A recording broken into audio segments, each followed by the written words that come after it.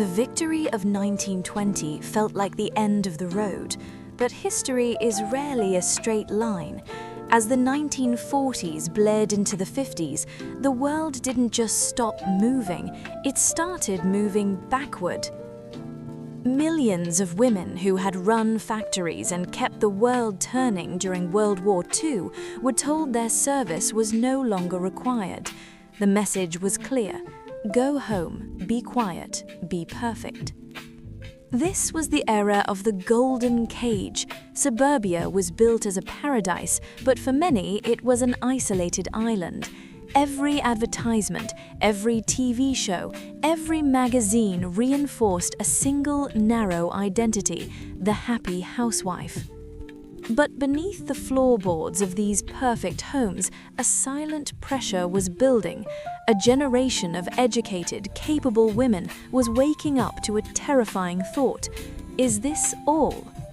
In 1963, the silence was finally broken.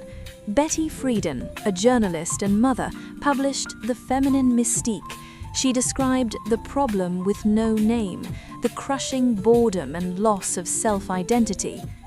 It wasn't just a book, it was a mirror. Women across the country realized they weren't alone in their secret unhappiness. The mystique, the myth that women only found fulfillment through others, began to crumble.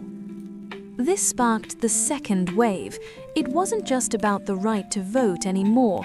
It was about the right to work, the right to learn, and the right to own one's own life. The fight moved from the kitchen to the courtroom. The activists of the 60s and 70s targeted laws that treated women as second-class citizens. Legal dependency was woven into the very fabric of society. Think about this.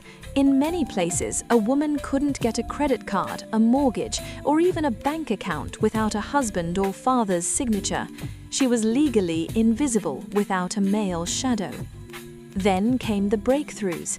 Title IX transformed education, opening the doors of universities and sports to millions. The Equal Credit Opportunity Act finally gave women financial autonomy.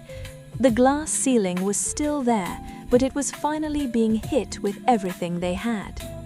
It was during this time that Gloria Steinem and Dorothy Pitman Hughes co-founded MS Magazine, creating a platform where the unspoken could finally be shouted. But as the movement gained ground, it faced a painful truth: it wasn't representing everyone. The mainstream second wave was often criticized for being too white, too middle class, and too focused on the boredom of the housewife. Black feminists like Bell Hooks and Audre Lorde challenged this. They argued that a woman's struggle cannot be separated from her race or her economic status. This is the heart of intersectionality. They taught the movement that freedom doesn't mean the same thing to a woman fighting for a corporate job as it does to a woman fighting for basic survival and safety from systemic racism. True unity required listening to the most marginalized voices. By the late 1970s, the slogan "the personal is political" had changed everything. It meant that what happened in the home, domestic safety, reproductive health, and shared chores, was a matter of human rights. The second wave didn't reach the finish line, but it moved the goalposts forever.